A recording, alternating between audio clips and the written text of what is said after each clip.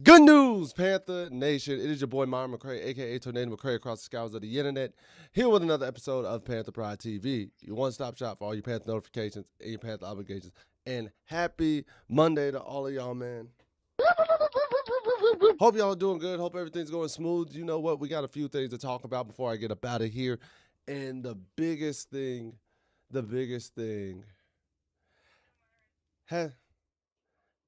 has to be Turk Wharton's injury. Yep. Turk Wharton has been injured. He injured his neck. And right now, he is indefinite in terms of being out. But there's some hopeful news, so we're going to talk about it. Then we got to talk about Lee Hunter and apparently the Panthers' best secret weapon going into the season. So we're going to go into it. But like we said, Turk Wharton, first thing, he's been injured. I'm going to tell y'all right now, I was upset. I was hurt. I was sad. I did not appreciate seeing this message pop up on my phone. I was just like, why, Lord? Why? But Joe Person from The Athletic, our homie, we always love looking at what Joe says. He gives us a little bit of positivity going into the year, because Joe had this to say about the situation. He said, Carolina Panthers defensive tackle Turk Wharton will begin training camp on the physically unable to perform list after undergoing neck surgery this month. Multiple league sources confirmed it to The Athletic. Wharton's timeline to return is uncertain, although the Panthers expect him to play at some point during the 2026 season. One source said Wharton reported discomfort in his neck after the Panthers' off-season program started in April.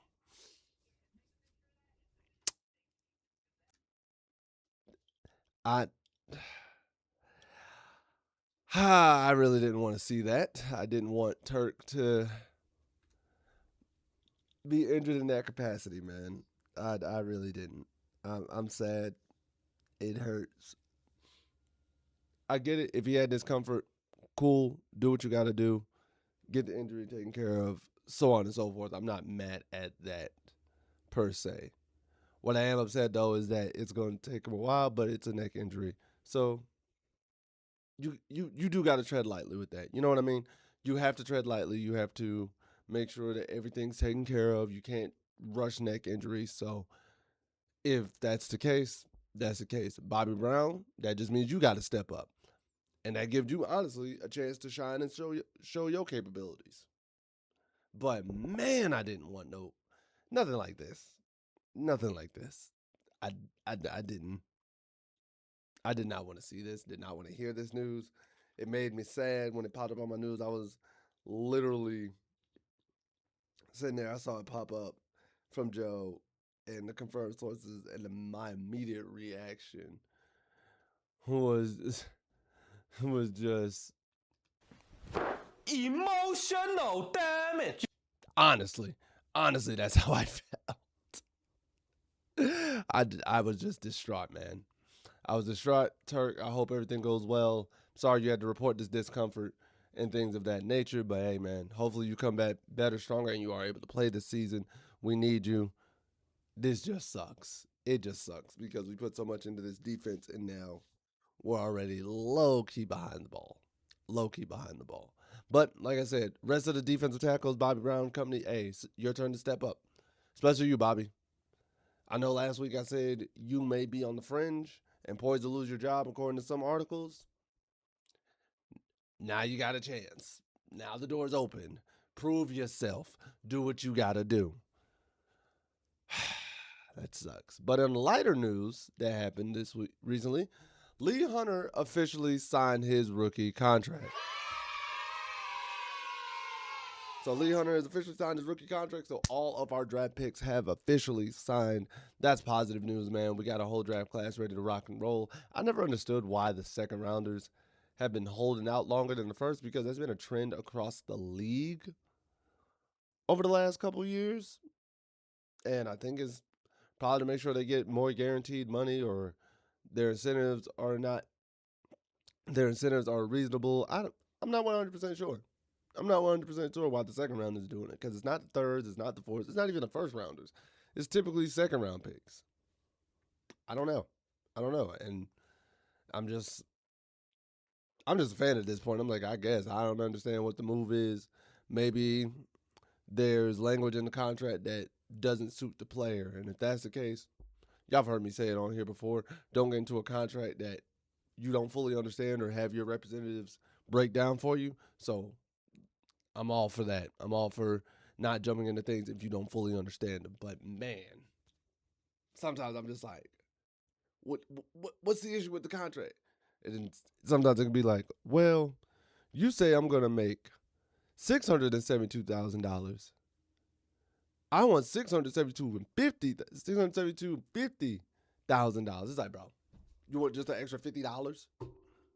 You want just an extra $50? Like, that's what we arguing about. I don't know, man. It could just be me. It could just be me. I just think it's kind of funny, and it's one of those situations where you go into it thinking, all right, he'll sign. We ain't gonna have no issues. But then when he does have issues, it's like, boo, what are we doing? But that's neither here nor there. And lastly, do want to talk about, it's going to be a shorter episode today, I think. Do want to talk about is apparently Carolina's secret weapon going into 2026. NANI? Yeah. What is that? So, what's his name? Because sometimes I'll be forgetting. But it was, Brent Soblinski. That's what it is. I almost said Kozowski. But Brent Soblinski of Bleacher Report did an article where he was ranking, well, not even ranking, he was providing who he believes is the secret weapon for each team heading into the 2026 season and through OTAs. And obviously, y'all know me, had to go look up what he said about Carolina. So I had to go see it. And for Carolina, he says that our secret weapon is none other than Nick Scorton. NANI? Yeah. He says this offseason the Carolina Panthers signed Jalen Phillips to the largest free agent contract in total value, $120 million, yet a second-year pass rusher could have as much impact or more on the team's success this fall.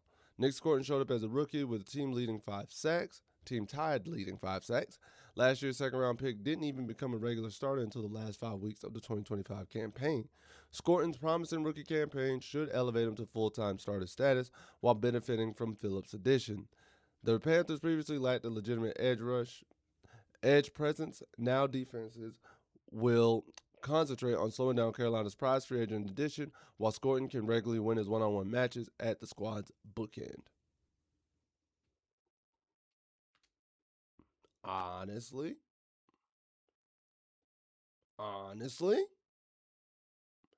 when you put it like that, truthfully told, he's not a liar. He's not. He's. Think about it. If you really think about it, if everybody's focused on Jalen Phillips, everybody's focused on Derek Brown, that does leave Nick Scorton in the one-on-ones more often than not. And if Nick is getting better, Nick should have a productive year, which is going to make him look a lot better. Now, if they don't and they want to focus on Nick, then obviously that leaves room for Jalen Phillips. But when you think about it from that schematic standpoint, that's not a bad take. That's not a bad take. I can see how you get there in terms of defensive presence and being like, hey, yo, we're matching up for him. For him, we got to leave somebody, right? We got to let somebody eat or let somebody beat us. And they're going to say Nick Scorton. Nick Scorton's going to take it and run with it as long as everything goes well. And I'm happy about that. So, Soblinski, that's not a bad take. That's not a bad take, my man. I could agree with that. And then, with that now, we're going into the Panther freeze frame of the day. And this freeze frame works perfectly on so many levels. And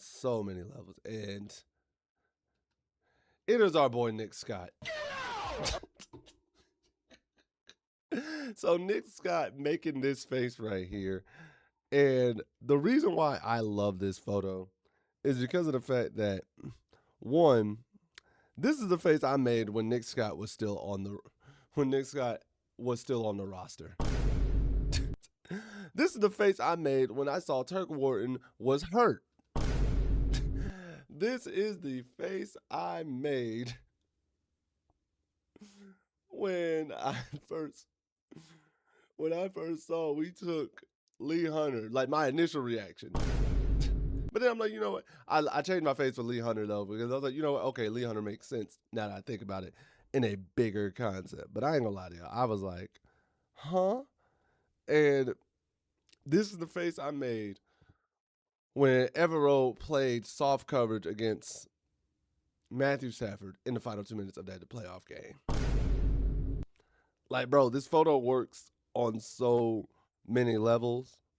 And truthfully speaking, I'm like, this is hilarious to me. I don't know how they got this. I don't know what Nick was saying or what he was doing.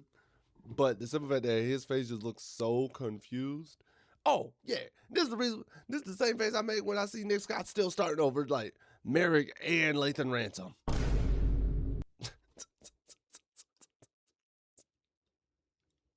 If you're new here and you're a Carolina fan, you will learn. I, as a human, I respect Nick Scott. I respect Nick Scott man to man, everything like that. As him, as a Carolina Panther on the field, I do not like Nick Scott. If you are new here and have not known, I've made that very clear. So, to me, I thought it was funny. I thought it was a very hilarious photo. I thought it was an iconic photo. And I'm like, that's the same face I make when I look at you, Nick, when I see you're on the field. Like, why? Why? Why, man? But it is what it is. It happens. But I think it's still a good photo. It's a funny photo, but it's still a great photo at the end of the day. But now, ladies and gentlemen, it's time for your favorite segment we'll get into. Time for Panther Nation to speak your truth. That's why I read your comments and see what you lovely people have to say. And the first comment comes from Presley Sharp. Says, I think the schedule turned out really good with how some of the hardest games are at home. Presley, I'd agree with you 100% there. I do like the fact that some of our hardest games are home games, which I think negates the difficulty just a little bit. Just a little bit. Next comes from the ever vocal homie DP12277. Says, at Tornado, with an early bye week coming in week 5, the coaching staff needs to be on a very short leash the first 4 games to make sure that the wheels don't get off the tracks. If we get off to a horrendous start, the end of week 4, the end of week 4 would be the time for some serious moves. Okay, I get what you're saying now.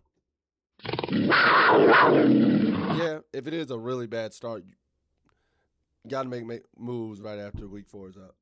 Like, right after week 4, you got to make moves over that bye week. For sure. For sure. Next comes from William Parrish H4J. Says, 10-7, and we repeat as NFC South champs, but not world beaters. I mean, you can feel like I can see that. I can see that. You might think we're still 1 year away from beating world beaters, and that's a fair take and whatnot. Then the last one comes from D8 a lot. Says 9-8, but no playoffs. I mean, respectable take. I don't think we missed the playoffs, and I don't think we missed the playoffs. But I can see where you come from. If we go 9-8, we probably do miss the playoffs in some capacity. But then again, we made the playoffs at 8-9 last year off some craziness. So you never know. You never know. You never know. But I could see, generally speaking, 9-8 wouldn't get us to the playoffs. I can see how you see that. But man,